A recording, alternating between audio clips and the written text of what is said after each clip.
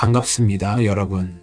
우리는 지난 시간 린 알든의 브로큰 머니를 통해 장기 부채 사이클이라는 거대한 경제의 톱니바퀴가 어떻게 끝을 향해 달려가고 있는지 그 파국적인 부채의 늪을 확인했습니다. 그리고 오늘 우리는 이 책의 가장 핵심적이고도 대중들이 반드시 깨달아야만 하는 충격적인 진실, 제14장 인플레이션의 정치학의 문을 열고자 합니다. 이 장은 단순히 물가가 오르는 현상을 경제학적으로 분석하는 지루한 교과서가 아닙니다. 이것은 권력을 쥔 자들이 어떻게 합법적인 테두리 안에서 평범하고 성실한 시민들의 부를 조용히 훔쳐가고 있는지, 그 은밀하고도 폭력적인 메커니즘을 고발하는 혁명적인 선언문과도 같습니다.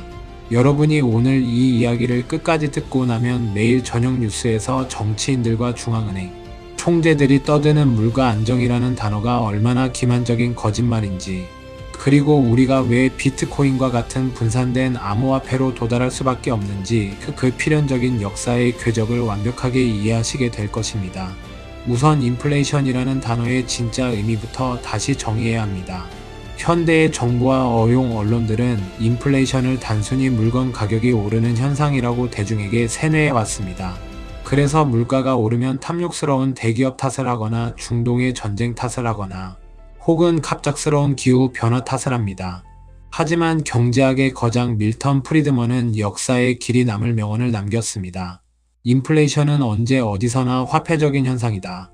이 말의 진정한 의미는 인플레이션의 근본 원인이 물건이 부족해서가 아니라 정부가 돈을 너무 많이 찍어내서 돈의 가치가 쓰레기처럼 하락했기 때문이라는 것입니다. 린 알든은 14장에서 이 점을 집요하게 파고듭니다. 물건 가격이 비싸진 것이 아니라 여러분이 들고 있는 종이 화폐의 구매력이 녹아내린 것입니다. 이것이 진실입니다. 그렇다면 정부는 왜 끊임없이 돈을 찍어내어 화폐 가치를 타락시키는 것일까요? 글로벌 기업의 세트 부문에서 십수년간 사업기획과 운영을 총괄하며 조직의 생리를 겪어보셨다면 리더들이 단기적인 실적과 성과를 위해 미래의 자원을 어떻게 현재로 끌어다 쓰는지 그 구조를 누구보다 잘 아실 것입니다. 정치인들도 마찬가지입니다. 민주주의 시스템 하에서 정치인들의 유일한 목표는 다음 선거에서 승리하여 권력을 연장하는 것입니다. 선거에서 이기기 위해서는 유권자들에게 끊임없이 선물을 주어야 합니다. 무상복지를 늘리고 인프라 투자를 약속하고 코로나 팬데믹 같은 위기가 닥치면 재난지원금을 헬리콥터에서 뿌리듯 살포해야 합니다. 하지만 세상에 공짜는 없습니다. 그 모든 달콤한 정책에는 천문학적인 비용이 청구됩니다. 국가가 돈을 마련하는 가장 정직한 방법은 세금을 거두는 것입니다. 하지만 유권자들의 지갑에서 직접 세금을 빼앗아가는 증세 정책을 발표하는 순간 그 정치인의 생명은 끝이 납니다. 또한 국가가 빚을 내기 위해 국채를 발행하고 그것을 시장의 정상적인 금리로 갚아나가려 한다면 이자 부담 때문에 국가 재정은 파산하고 말 것입니다. 세금을 올릴 수도 없고 파산할 수도 없는 정치인들이 선택하는 마지막 마법의 버튼이 바로 중앙은행을 동원해 허공에서 돈을 찍어내는 것입니다. 린 알든은 이것을 보이지 않는 세금이라고 정의합니다. 오스트리아 학파의 경제학자 헨리 헤즐릿은 인플레이션은 가장 나쁜 종류의 세금이다. 왜냐하면 그것은 법률에 제정 없이도 징수할 수 있기 때문이라고 갈파했습니다. 국회의 동의를 얻을 필요도 없이 밤사이에 중앙은행의 컴퓨터 키보드 몇 번을 두드리는 것만으로 정치인들은 국민들의 구매력을 훔쳐다 자신들의 정치적 공약에 사용하고 있는 것입니다. 이러한 인플레이션의 정치학이 가장 무서운 이유는 그것이 사회의 부를 극단적으로 재분배하기 때문입니다. 돈이 풀리면 그 돈은 모두에게 평등하게 돌아가지 않습니다. 새로운 돈이 발행되어 경제에 투입될 때 화폐 발행 권력에 가장 가까이 있는 정부 거대 은행, 독점 기업들이 아직 물가가 오르기 전의 가치로 그 돈을 가장 먼저 사용합니다. 그리고 그 돈이 돌고 돌아 평범한 노동자의 월급 봉투에 도달할 때쯤이면 이미 모든 물가는 하늘 높은 줄 모르고 치솟아 있습니다. 이것이 우리가 앞서 다루었던 칸티용 효과입니다. 정치인들은 인플레이션으로 빚의 가치를 희석시켜 국가의 막대한 부채를 갚아나가지만 은행에 현금을 저축하고 성실하게 살아가는 서민들의 실질부는 철저하게 파괴됩니다. 서울의 핵심 지역이나 재개발이 기대되는 요지의 부동산을 관리하고 대규모 리모델링을 진행해 본 경험이 있으시다면 인플레이션이 어떻게 실물 자산의 가격을 폭발적으로 밀어 올리는지 피부로 느끼셨을 겁니다. 현금을 들고 있던 사람들은 자재비와 인건비의 폭등 앞에서 구매력을 잃고 가난해지지만 실물 자산을 소유한 사람들은 자산 가격의 상승으로 불을 방어합니다. 마이크로 스트래티지의 마이클 세일러는 인플레이션은 스칼라가 아니라 벡터라고 통찰했습니다. 인플레이션은 모든 사람에게 똑같이 적용되는 하나의 숫자가 아니라 당신이 무엇을 소유하고 있는지에 따라 완전히 다른 방향과 크기로 작용한다는 뜻입니다. 빵과 우유 같은 소비자 물가지수는 정부가 통계 조작을 통해 한 자릿수로 억누르려 하지만 서울이나 베이징 같은 글로벌 핵심 도시의 부동산 가격, 주식, 그리고 비트코인 같은 희소한 자산의 가격은 풀려난 통화량에 비례하여 두 자릿수, 세 자릿수로 폭등합니다. 정치인들은 조작된 소비자 물가지수를 들이밀며 인플레이션이 잡히고 있다고 대중을 기만하지만 현실 세계에서 돈의 가치는 이미 처참하게 붕괴하고 있는 것입니다. 과거 중국이라는 거대한 시장에서 지역 전문가로 활동하며 현지의 거시 경제 흐름과 비즈니스의 지각 변동을 곁에서 지켜보셨다면 국가 자본주의가 어떻게 통화 정책을 통제하고 환율을 조작하여 국민들의 자본을 억압하는지 똑똑히 목격하셨을 겁니다. 위안화의 가치 하락을 방어하고 자본 유출을 막기 위해 가해지는 극단적인 자본 통제는 결국 국가가 개인의 재산권을 언제든 침해할 수 있다는 피아트 머니 시스템의 본질적인 공포를 보여줍니다. 이러한 시스템 속에서 살아가는 개인은 마치 기울어진 운동장에서 끊임없이 굴러떨어지는 바위를 밀어 올리는 시지프스와 같습니다. 아무리 열심히 일해서 위안화나 원화 달러를 벌어들여도 국가가 통화 공급량을 늘리는 순간 그 노력의 결과물은 보이지 않는 손에 의해 공중으로 증발해버리기 때문입니다. 리날드는 14장에서 정부가 인플레이션을 숨기기 위해 사용하는 교묘한 통계적 속임수들을 적나라하게 폭로합니다.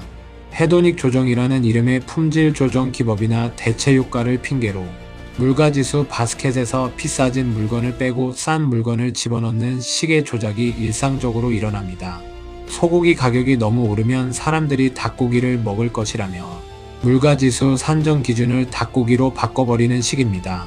결국 대중은 자신들이 얼마나 가난해지고 있는지 정확한 수치로 인지하지 못한 채 서서히 끓는 물속의 개구리처럼 죽어갑니다.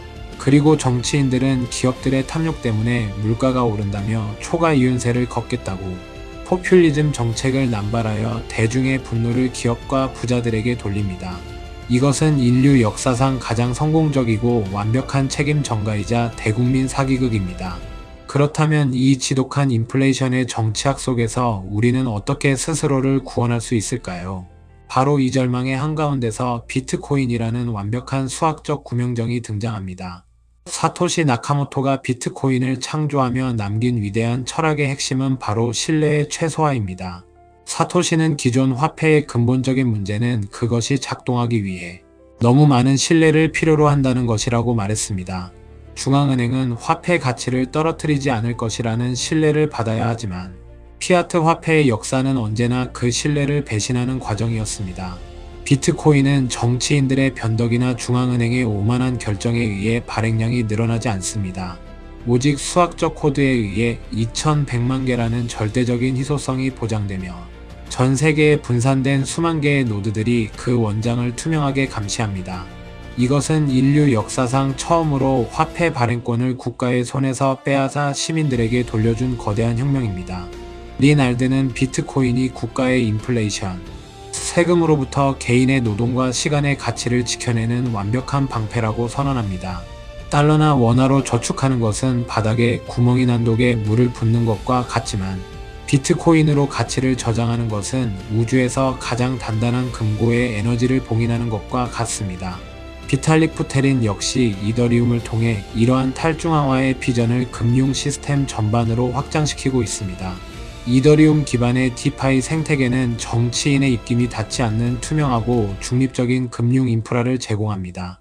그곳에서는 이자율과 대출 조건이 코드로 결정되며 누군가를 구제하기 위해 자의적으로 돈을 찍어내는 일은 불가능합니다. 더 나아가 우리는 솔라나와 리플 같은 암호화폐들이 전통 금융의 비효율성과 정치적 통제를 어떻게 부수고 있는지 주목해야 합니다. 솔라나는 초당 수만 건의 거래를 빛의 속도로 처리하며 피아트 시스템의 낡고 느린 결제망을 대체할 거대한 글로벌 상태 기계로 진화하고 있습니다. 리플은 미국과 서방 국가들이 스위프트망을 정치적 무기로 사용하여 지정학적 적국들의 자금을 동결시키는 금융 억압의 시대에 어느 국가에도 종속되지 않는 빠르고 중립적인 국경 간 유동성 해결책을 제시하고 있습니다. 이 모든 암호화폐 생태계의 발전은 결국 국가가 화폐를 독점하여 인플레이션을 정치적 무기로 사용하는 시대를 끝내기 위한 거대한 인류의 반격입니다. 폴 튜더 존스는 현대 금융 시스템을 분석하며 가장 빠르고 확실한 말에 돈을 걸어야 한다고 말했고, 스탠리 드러켄밀러 같은 전설적인 투자자들도 중앙은행의 무책임한 화폐 살포를 경고하며 비트코인이라는 새로운 자산의 탄생을 지지했습니다. 찰리 멍거가 생전에 평범한 군중을 따라가는 것은 언제나 평균으로의 회귀만을 의미할 뿐이라고 경고했다. 지금처럼 시스템이 붕괴하는 변곡점에서는 대중의 맹목적인 믿음에서 벗어나 거시적인 진실을 꿰뚫어보는 소수만이 불을 지킬 수 있습니다. 우리 부자가 되는 심리 채널을 통해 경제의 흐름을 읽고 계신 여러분께 다시 한번 강조합니다. 인플레이션은 결코 피할 수 없는 자연재해가 아닙니다. 그것은 정치인들이 자신들의 권력을 유지하기 위해 여러분의 주머니를 털어가는 매우 정교하게 설계된 시스템입니다. 월급이 오르는 속도보다 밥값과 집값이 훨씬 더 빨리 오르는 것은 여러분이 게을러서가 아니라 여러분이 벌어들인 화폐의 가치가 국가에 의해 체계적으로 약탈당하고 있기 때문입니다. 이 억압적인 시스템 속에서 현금에 머물러 있는 것은 가장 확실하고 위험한 실패의 길입니다. 브로큰 머니 14장은 우리에게 아주 냉혹한 질문을 던집니다. 당신은 정부가 임의로 발행하는 종이 쪼가리에 당신의 평생의 노동과 시간을 의탁할 것인가? 아니면 에너지가 보증하는 절대적 희소성에 당신의 미래를 저장할 것인가?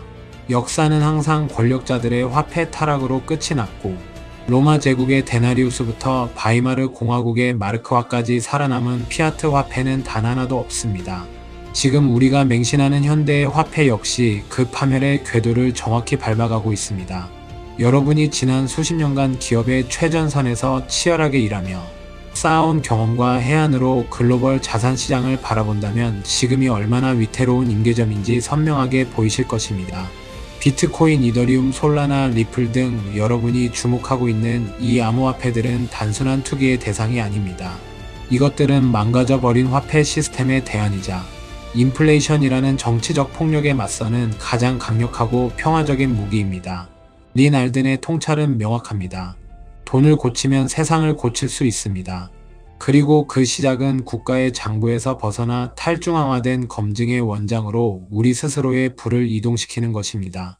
오늘 우리는 제14장 인플레이션의 정치학을 통해 국가 권력이 돈의 가치를 파괴하는 은밀한 과정과 그것을 막기 위한 디지털 혁명의 필연성을 깊이 있게 다루었습니다. 이 어두운 진실을 마주하는 것은 고통스럽지만 진실을 아는 것만이 다가올 거대한 부의 채편 속에서 여러분을 자유롭게 할 것입니다. 오늘 이야기가 도움되셨다면 구독, 좋아요를 눌러주세요. 감사합니다.